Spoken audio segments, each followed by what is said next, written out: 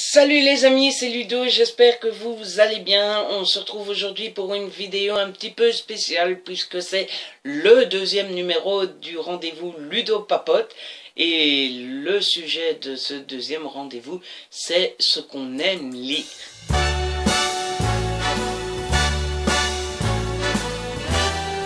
Je fais cette vidéo suite à une vidéo qu'avait fait Séverine de la chaîne Il est bien ce livre.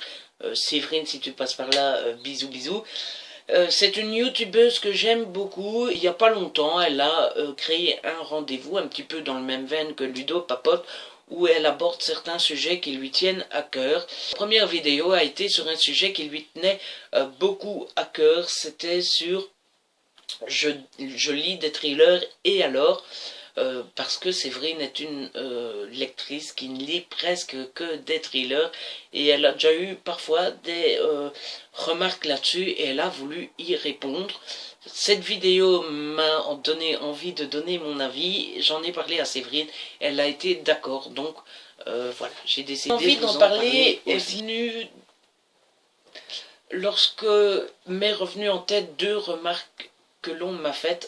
La première remarque, c'était un jour où j'étais au café, au bistrot, au cabaret, appelez ça comme vous voulez, et j'étais en train de lire un livre et un ami de mon père, que je connais depuis que je suis gosse, mais bon, on n'est pas forcément plus amis que ça, vient me dire bonjour, et puis vient cette fameuse question du qu'est-ce que tu lis. Je lui montre, et ce que j'étais en train de lire, c'était ça, 50 nuances de gris, c'était le tome 1, que j'avais reçu pour mon anniversaire. Et là, la réaction a été directement celle que vous pouvez penser. C'est « Mon Dieu, Ludo, mais t'es intelligent, t'es plus intelligent que ça, qu'est-ce que tu lis comme merde ?» Voilà. Et la deuxième réaction que j'ai en tête, c'était sur le blog, sur une chronique de ressources et inhumaines, le premier service presse que j'ai reçu grâce au blog, et c'était aux éditions Albin Michel, et c'est un livre que j'avais pas très bien compris, et donc à la fin de la chronique, plutôt que de mettre une note comme je fais d'habitude, j'ai dit écoutez les gars, j'ai pas tout compris, je suis passé à côté d'un bout du roman et donc je décide de ne pas noter ce livre parce que ça ne serait pas juste. Et en commentaire, on m'a mis en même temps, quand on aime Marc Lévy, c'est pas étonnant. What the fuck? J'ai envie de vous dire, quelle est la différence entre ces deux auteurs-là? Entre Marc Lévy et Stephen King? Et quelle est la différence entre ces deux genres-là? Entre la romance et le contemporain procédurier judiciaire. Il n'y en a aucun. Aucun, ça dépend de vos goûts.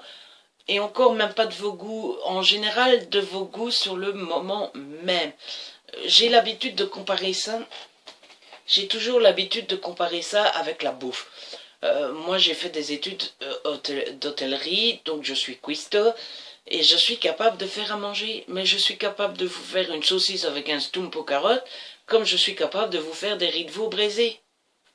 Quelle est la différence entre une saucisse stump carotte et un riz de veau braisé? Il n'y en a pas, c'est de la bouffe, c'est fait pour manger.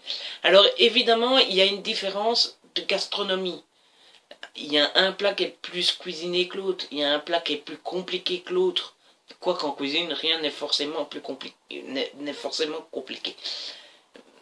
Évidemment, il y a une différence de niveau. Mais c'est de la bouffe. Et ça dépend de ce que vous avez envie, à tel moment, tel jour, et voilà. En Belgique, il y a beaucoup de frites côtes. Ce qu'on appelle les frites côtes, c'est des friteries où on mange un cerclot de frites.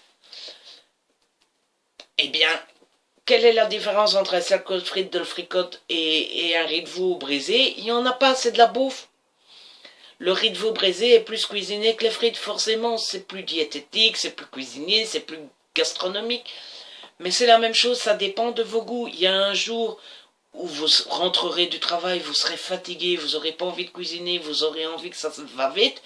Vous iriez manger un cerclot de frites à frites côte. Et il y a des jours où vous êtes tranquille, vous êtes en forme, vous avez envie de passer du temps en cuisine, vous avez envie de vous faire plaisir, vous avez envie de prendre du temps pour et vous ferez un riz de veau braisé. C'est la même chose. Il y a des jours où vous avez envie de lire quelque chose de plus sérieux, de plus costaud, qui demande à réfléchir, qui demande un petit peu de concentration. Vous lirez un thriller psychologique. Et il y a des jours où vous êtes fatigué, où vous n'avez pas envie, où vous avez envie de lire, mais quelque chose qui ne vous demande pas toute la concentration et qui ne vous demande pas la plus grande des intelligences. Vous lirez une romance. C'est la même chose partout. Chacun attend ce qu'il veut de ses lectures. Moi, je peux vous donner... tout le monde, beaucoup de gens savent que moi, mes lectures préférées, ce sont les thrillers et les romances. Et pourtant, ce n'est pas les seules lectures que j'aime. J'aime le thriller. Pourquoi j'aime le thriller? Parce que j'aime la grande scène de fin.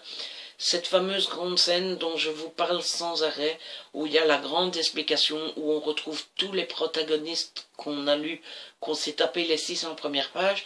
Et c'est ce moment dans le thriller que j'aime. Et c'est pour ça que je lis des thrillers. Je suis pas difficile non plus. J'aime des thrillers plus psychologiques et plus profonds. Comme les Barbara Abel, comme j'aime les policiers un petit peu plus page turner, comme les Joël Dicker par exemple, qui est beaucoup plus... c'est péjoratif, mais page turner, ça se lit tout seul.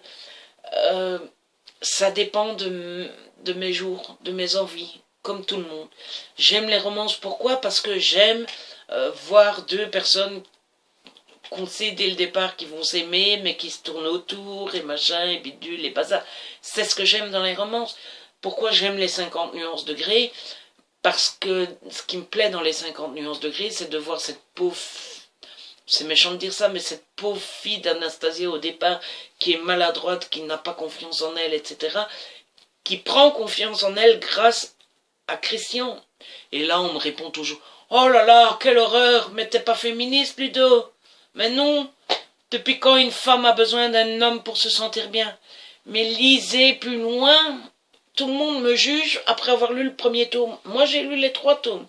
Et quand on lit les 3 tomes, on se rend compte que Christian Grey devient quelqu'un de bien grâce à Anna.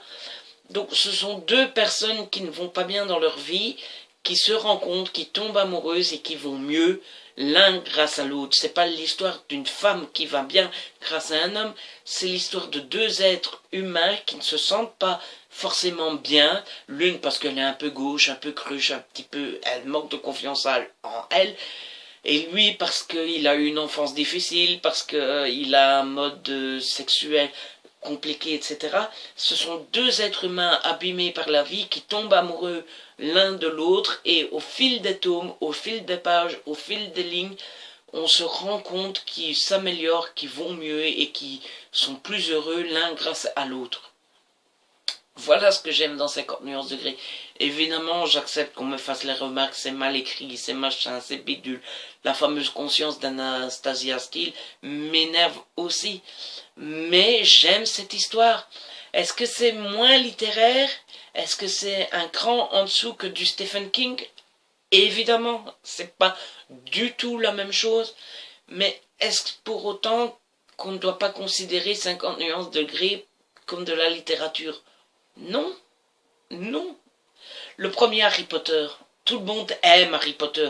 C'est génial Harry Potter. C'est de la grande littérature Harry Potter, le premier tome d'Harry Potter. C'est très jeunesse. C'est très jeunesse le premier tome. Et pourtant il y a des adultes de 30-40 ans qui lisent du Harry Potter.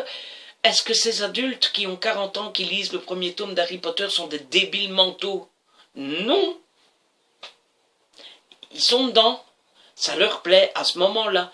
Peut-être qu'ils ne liront pas le tome 2, ou peut-être qu'ils liront Harry Potter une fois et qu'ils ne le liront plus jamais, mais c'est leur envie du moment de lire Harry Potter. Et bien moi c'est la même chose. Il y a des moments où j'aime lire des trucs plus sérieux, et il y a des moments où j'aime lire des trucs légers.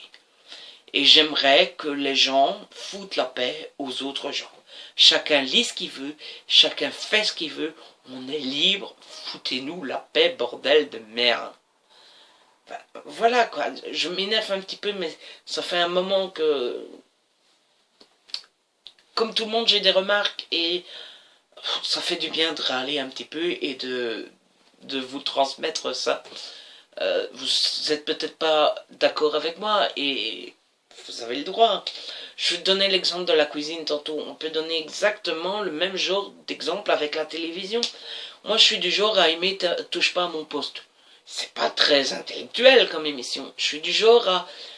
si je tombe sur Secret Story, ben, je peux rester collé sur Secret Story. Si je tombe sur un épisode de... comment ça s'appelle, Tellement vrai ou de Confession intime, je suis capable de rester collé devant Confession intime. Est-ce que ça fait de moi un con? Je ne pense pas.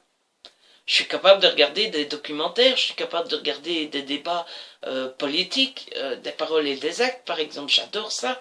Je suis capable de regarder On n'est pas couché, même si on ne comprend pas toujours tout ce que Yann Moix raconte. Ça dépend du moment. Ça dépend du moment. Voilà. Secret Story, ça passe le vendredi à 11h du soir. Bon, ben, le vendredi à 11h du soir, j'ai pas forcément envie de regarder un reportage sur les suricates. Voilà, j'ai envie d'être dans mon canapé, assis, en train de regarder Secret Story en buvant un coca. Est-ce que ça fait de moi un con? Non, ça fait de moi un homme qui aime bien parfois se détendre et à d'autres moments qui aime bien s'instruire.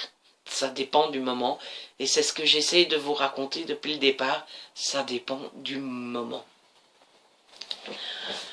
Là, j'ai comparé les genres, mais c'est exactement la même chose entre deux écrivains.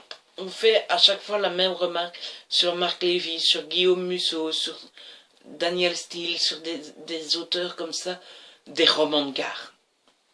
Je ne suis pas hypocrite le moins du monde. J'ai été le premier à dire que les romans de Marc Lévy, j'ai lu son dernier que j'ai adoré, j'ai lu, il me semble que son premier c'était Ici c'était vrai, et pendant longtemps j'ai pas aimé Marc Lévy. Ces 5-6 derniers m'attirent beaucoup, d'ailleurs j'en ai beaucoup dans ma palle, mais tous ceux d'avant ne m'attirent pas du tout. Évidemment que Marc Lévy c'est un genre plus léger, c'est un genre soleil, c'est un genre terrasse, c'est un genre printanier, machin bidule, que c'est pas prise de tête, etc. Est-ce pour autant que ce n'est pas un vrai écrivain? Non. Il fait avec ses possibilités, il fait des histoires qui lui vont à lui, et il fait ce qu'on attend de lui aussi. Marc Lévy a ses fans, je crois que c'est le deuxième auteur le plus vendu après Guillaume Musso. C'est que ça marche, c'est que ça plaît à une partie de la population, et voilà quoi. Est-ce qu'il faut pour autant juger ces gens qui lisent du Marc Lévy? Non, c'est ce qu'ils aiment. Et puis voilà. Faut-il juger ceux qui mangent épicé? Non, c'est ce qu'ils aiment. On peut prendre des exemples à l'infini, hein. Le cinéma, c'est la même chose. Est-ce qu'un blockbuster, c'est la même chose qu'un film d'auteur? Non, mais ça dépend de ce que vous avez envie, à ce moment précis. Voilà. C'est tout ce que je voulais vous dire. J'espère que cette vidéo vous aura plu. Je suis parti un peu en live, mais j'avais rien écrit. Je voulais juste vous parler de ce problème-là et de vous parler directement avec mon cœur sans avoir rien préparé à l'avance. Ça tombe en faisant le montage, je me serais rendu compte que j'aurais dit des bêtises. Mais on s'en fout un petit peu. Si cette vidéo vous a plu, n'hésitez pas à laisser un petit pouce, à partager et à commenter, surtout commentez, dites-moi ce que vous en pensez et donnez-moi votre point de vue. On n'est peut-être pas d'accord comme on est d'accord, mais c'est ça la joie de Booktube et des blogs. Mais ici on est sur Booktube, c'est de pouvoir donner son avis et partager autour de plusieurs sujets. On se retrouve très vite pour une autre vidéo. D'ici là, prenez soin de vous et de ceux que vous aimez. Ciao, bye bye.